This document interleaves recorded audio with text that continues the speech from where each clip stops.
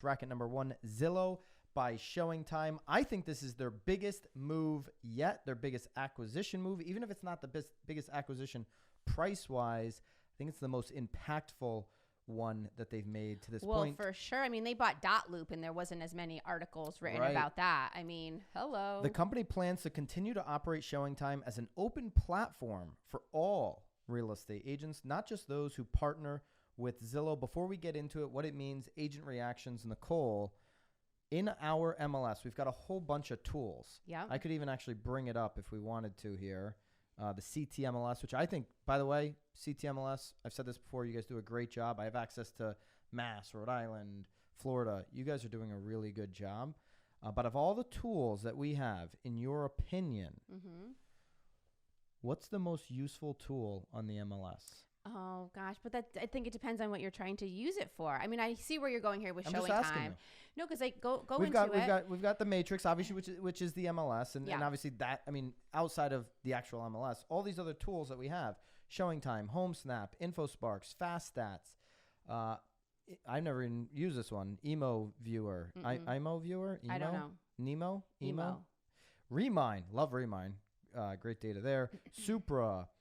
Transaction Desk, RPR, Realist, List Track. It goes on and on. So I'm a huge Realist fan. I mean, I love looking at people's background. Which one are you using more, and which one do you find more valuable, Realist or ShowingTime? Well, I think Realist obviously gives me a lot more information on a home, but ShowTime certainly streamlines the process when I'm going out with buyers. I mean, you're putting in your requests, you're able to very easily form a tour for a day. All of your codes to get into properties are all in one spot. Again, you're getting email reminders of feedback, which is great. Again, it is a really great tool if you're a buyer's agent. Obviously, if you're a listing agent too, you can very easily go back and look at everybody's feedback. You can follow up with agents. Out of the 20 tiles, is ShowingTime in the top 2 with Realist? Top 2, definitely in the top 2, for sure. Most valuable to the agent. Well, I absolutely. Yeah. I think, and again, not just the buyer's agent, certainly the listing agent too, because you have a place that everything is documented. It's all tracked. I mean, we send all of our clients their ShowingTime information every single week. We use it to report, to your point, the data to the sellers. Like, oh my gosh, here's the feedback. Here's how many showings. And it's all living in ShowingTime, and we're taking that information out. That's the biggest thing, too, because if you have a seller that's like, you guys suck, and you could be like, well, we've actually had 80 showings. Right. It's all very much there. There's no discrepancy about what has come in and what hasn't. And now all that data that we have, we actually put it in our listing presentation, and our listing coordinator, Jen, she uses this every single week to keep our sellers informed. Not the automatic email that can go out from ShowingTime, but actually taking the data out, putting it into a specific email that's easy for them to digest. All that data is now owned by Zillow. They own all the data. $500 million, by the way, seems cheap. So cheap. Their earnings came out yesterday. Earnings report was yesterday. When this news, I'm so glad we waited a little bit later in the week this week to do Real Word. I would have been devastated if we missed it. Had we recorded. Well, you know that we would have been here no matter what. You've been like, Nicole, you would have dragged my ass into this office. We're doing 2 this week because this is such big news. $500 million is cheap. Earnings report came out yesterday. Q4 of 2020 was their most profitable. Everybody says Zillow isn't making money. They were profitable again in Q4, their most profitable quarter ever. Yep. Now, the profit is less than 10 times what this acquisition cost is. The reason their profit is so small is they keep buying up what no other broker owns. Well, it sounds like I think 17. I think in that article it says that they've done 17 acquisitions. So there are even ones that we don't even know are happening that they're doing too. This is a big one. Now, agent reactions. There's been some tears. There's been some crying. There has definitely tears been, and crying are the same thing, but yes, there's been a lot of There's been some complaining. There's been a lot of finger pointing. People are very angry at NAR. There's 2 Inman articles we can refer to. The one about the acquisition, obviously, you can read through that and get the details. Now, whether we're going to talk about this more. You have to. We can't talk about this whole show. I have still so many questions. Yeah. I have so many questions. So they're saying it's going to be an open platform. We can start speculating on listen, and before I get to the agent reactions, one little thing, and we're going to talk about this more in the future.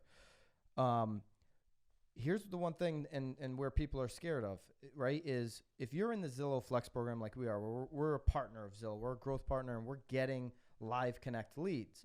Well, we schedule those showings. Right. Who's to say in the future now Zillow doesn't say, you know what, we're going to be better at actually setting the appointment. We're going to give you on the app the option to accept it. If you don't accept it, it goes to the next Uber driver to accept. Yeah. And oh, by the way, that is now worth another 10% on top of the referral fee you're already paying us because we're doing more of the work. It's so interesting, though, because I feel like there could potentially be a downside if Zillow is directly planning, like scheduling these. Why? What's the downside? So I'm thinking they have thousands of agents. Somebody's going to be available. No, that's not necessarily what I'm talking about. I'm sure you could always find a buyer's agent. That I'm not worried about. You can always get an Uber driver. Because you have to have a buyer's agent going through this, right? I guess that where there may be a little bit of a downside, because again, not that agents would ever turn away a showing, because that would be in complete violation of their fiduciary responsibility to their seller.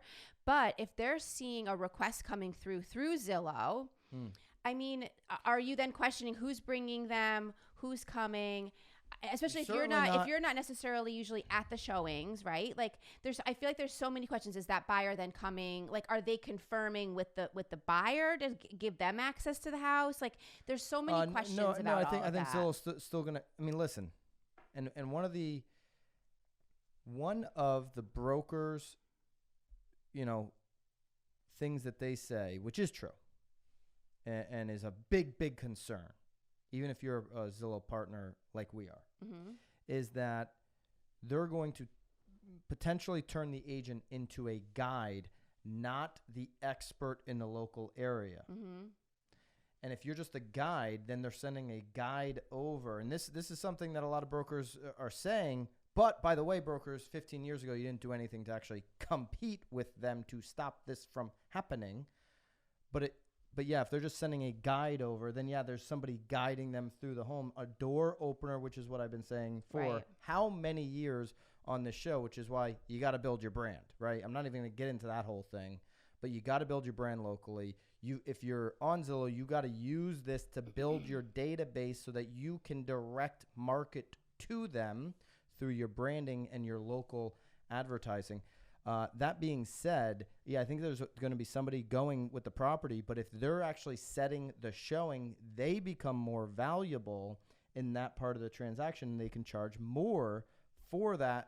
So I guess there's so a legitimate concern there. There's still so many. I still feel like there's so many questions, so much speculation. Yeah. They're saying it's going to be open right now. And like I talked to you about it a little bit last night too. I mean, Zillow in many states is already a broker, so they already have access to ShowingTime. They can already. But now they own it. I know. It's all very, very, very interesting. So and I know on my IG when I posted the news yesterday, there was a agent that said, well, looks like we're going to have a lot of listing agents going back to setting up their own showings. Like, remember back in the day, like, somebody would call you and like you would schedule the showing. There was no ShowingTime app to like keep it all organized. And I was like, oh yeah, really? In this market? And I really like the person that made the comment, but I'm like, really, in this market, when there's 12 showing requests in the first hour, you're going to sit there all day and schedule it. You're going to take your transaction coordinator, your listing coordinator away from their day-to-day activities to sit there on a new listing and schedule 12 to 24. You're talking to, there's nothing worse than scheduling with agents. Oh, no, I can't do it that. Oh, you can't do it that. Oh, you're walking your dog at that time? Really? Like, there is nothing worse. Well, but even when you go through ShowingTime, you get those phone calls too. Oh, hey, I have a showing at 4. Can you come at 4? I'm like, I requested for 10 a.m. Like, there's a reason I requested for the morning. Inman put out another article, and this is a bunch of agents that have said it was a big buzz. All right, so you've got one agent saying you're going to see an exodus. Really? I mean, in this market, really, to that point, like, what else? What's your other option through your MLS instead of showings?